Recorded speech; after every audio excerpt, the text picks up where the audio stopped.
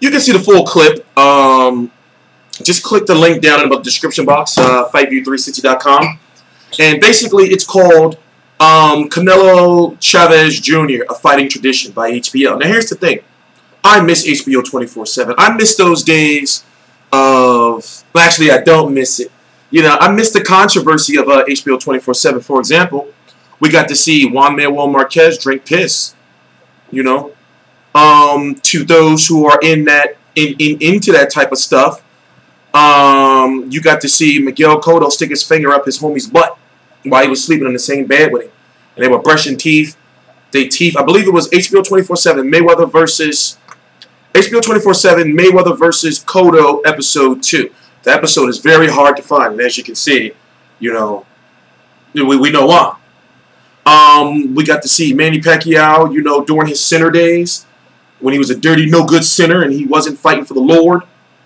You know, he was leaving Freddie Roach in training, you know, waiting for him to train while he was out doing, you know, other shit.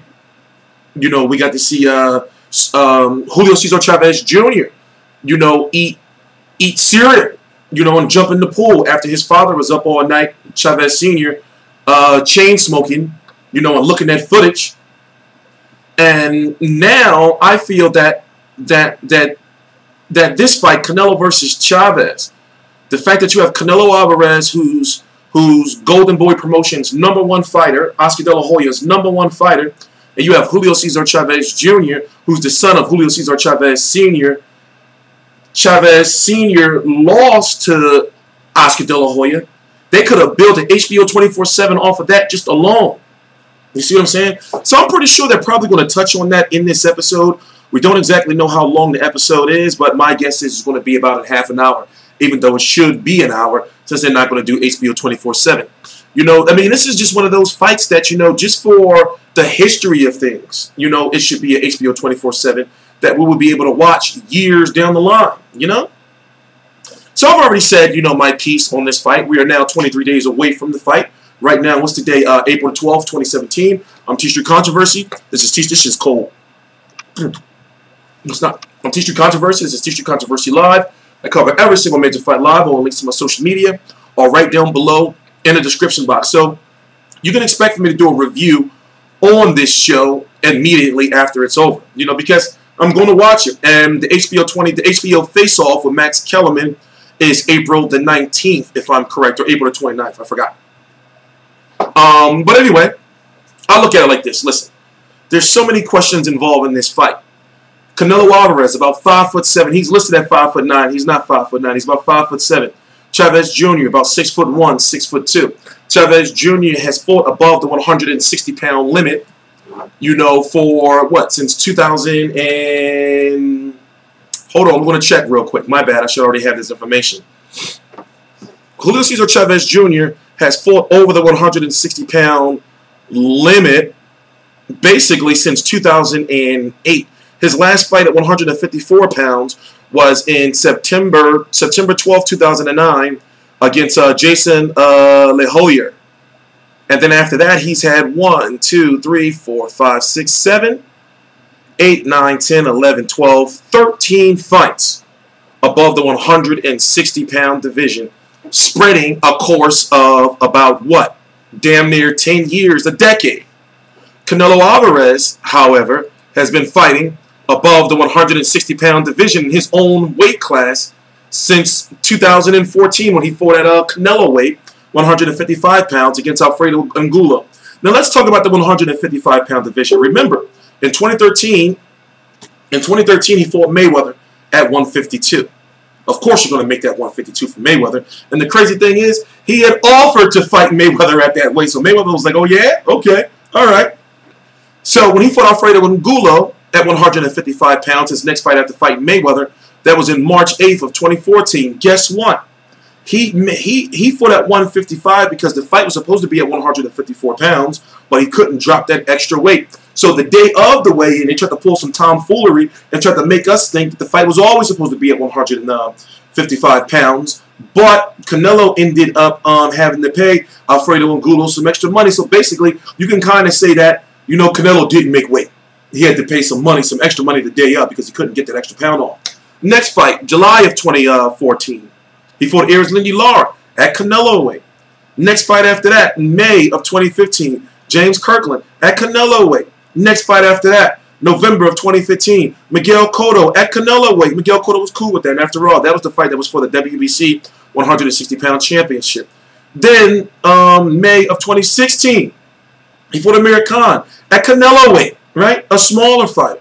Then in September of 2017, Canelo's last fight, he fought Liam Smith at 154 pounds, where he had to get butt-ass naked on the scale to make that 154 pounds. So now he's jumping up to 164.5.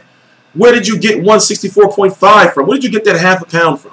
You know, to fight Saul Canelo Alvarez after dropping his belt, and basically he gave a belt to Gennady Golovkin, that WBC title. So you were saying that you want a real middleweight, right? Right? But then you fight Chavez Jr. at 164.5. Now here's the logic behind that. Chavez is much more bigger money for Canelo than Golovkin, right? But trying to weight drain Chavez, which Golden Boy was trying to do, or is trying to do, by saying, okay, well, the last time Chavez Jr. fought at 160 pounds was in 2012. You know, basically, you might as well say close to 5 years ago, or over, you know, 4 years ago, you know, against Sergio Martinez. After that fight, he fought Brian Vera. The catch weight for that Brian Vera fight was supposed to be at 162 pounds. Then the day of the final press conference, you know, this was Chavez Jr.'s first fight back after fighting Sergio Martinez. He was off for a year and some change. It was supposed to be at 162. Then it moved to 164. Then the day of the final press conference for Chavez versus Vera, Bob Arum said on the podium, this is going to be the first time in history where the weight will be determined by whatever the fighter step on the scale as. Chavez ended up weighing in at just under 173 pounds for that fight. Then he fought Brian Vera again several months later in that March of 2014. He weighed in under 168 pounds, so he fought at 168. His next fight after that was over a year later when he fought Fonfara. That Fonfara fight was important because when he fought Fonfara, that was his first fight at full light heavyweight. Well, not at full light heavyweight because the catch weight was 172 pounds. Now, Chavez in that fight fought a very, very good fight. But the problem that we've seen is that his power did not carry up. You see what I'm saying? He was trying to bully Fonfara. But this was the first time in Chavez Jr.'s career where he was actually the smaller fighter. He was trying, but those power shots did not do anything to Fonfara. I also had a chance to interview Fonfara, and he said, yeah, I didn't feel none of his punches. You know, 175 is too much for Chavez. So now I'm asking you guys the question, what if the same thing happens to Canelo? Because I've noticed that a lot of people who are picking Canelo to win is because they are relying on Chavez to A, not make weight, or B, to be drained in the ring. And then C, that C factor, which is, I think pretty much people can throw out, is that he's not going to be focused for this fight. But we see nothing of him but training, and he's looking in phenomenal shape. This is the lightest we ever seen him looking. This is not a situation where he's going to drop 10, 15 pounds the week of the fight or 2 weeks before the fight. He's already at, right now, we're 23 days away. He's already at close to, if not under, 170 pounds. Like, he's looking in phenomenal shape. So, his next fight after Fonfara, he fought 3 months later against Marcos Reyes. Marcos Reyes just so happens he's fighting David Lemieux on the undercard of Canelo versus Chavez. He fought Marcos Reyes. You know, that catch weight was 170 pounds. He missed weight. You know, it is what it is. That's Chavez Jr. He missed weight. Then, December, you know, over a year later, about 13 months later, December, his last fight, December of 2016, he fought a fighter by the name of Dominic Brich. That was a catch weight of 169 pounds. Chavez made 168. So after that fight, Chavez's team said, if we're going to fight Canelo, we want negotiations to go quick. We want to get this fight done immediately, you know, so we can get back into training and to keep Chavez motivated so he can stay on weight, you know, or close to, I believe he came into the ring, they said, for the British fight at like 180 or something like that. You know, so they wanted to roll right in the training camp after the British fight to keep him motivated, which was the right thing to do.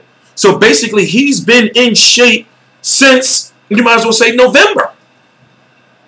And yet people are saying, well, he's not going to be able to make that 164.5. Well, I think he's going to be able to make it. Don't get me wrong. He's going to look sick and shit. And, of course, that's going to be the headlines. Chavez looking drained on the scales and all kind of shit like that. A lot of people are not factoring in that he has the best strength and conditioning coach in the game, despite what you may think about him being shady or not. There is VADA drug testing during this fight. And it's crazy because Chavez Jr. is throwing shade at Canelo about the drug testing. But yet, Chavez Jr. has this shady strength and conditioning coach. It is what it is. So, going forward, I just look at it like this.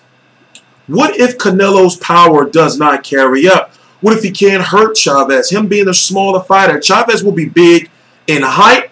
He will be big in body type. Also, in my opinion, Chavez is not the type of fighter you want to stand in front of. Canelo later on in fights has issues, you know, with chilling on the ropes too long. You don't want to be on the ropes, or you don't want to be in a corner against a bigger, stronger Chavez Jr. People are saying shit like this. Canelo's going to outbox him like Pacquiao outboxed Margarito. He doesn't throw that many punches. Canelo, you know, he has, don't get me wrong, he has a good left hook to the body and a straight, but he's not like a jabber or anything. This guy's not going to be throwing 5-punch, 6-punch combinations. And you have Chavez, right, who's going to keep coming forward. Chavez doesn't fight off the back foot. Chavez keeps coming forward. You know, in my opinion, Chavez should be the favorite to win this fight. And a lot of people feel he is the favorite to win this fight, but they have to go with Canelo. Anyway, HBO, A Fighting Tradition, Canelo versus Chavez, will be airing on April the 24th at 9 p.m. Eastern Standard Time, or is it 10 p.m. Eastern Standard Time? Let me check real quick. I know I should know this already. 10 p.m. Eastern Standard Time on HBO. I'm going to be watching the event, as I said. And as we get closer to Canelo versus Chavez, you know, we're going to be pumping out more and more videos. Chavez has a media workout coming up on April the 19th. For those who are interested in helping in any type of way, shape, or form, and you want to get, you know, involved in media, you know, or boxing media, and you're serious, because if you're not serious, then trust me, you know, you're not going to make it. Email me at editor@fightview360.com. That's EDITOR @fightview360.com. And I will be sure to get back to you. I'm TstreeT Controversy. This is TstreeT Controversy Live. Please subscribe.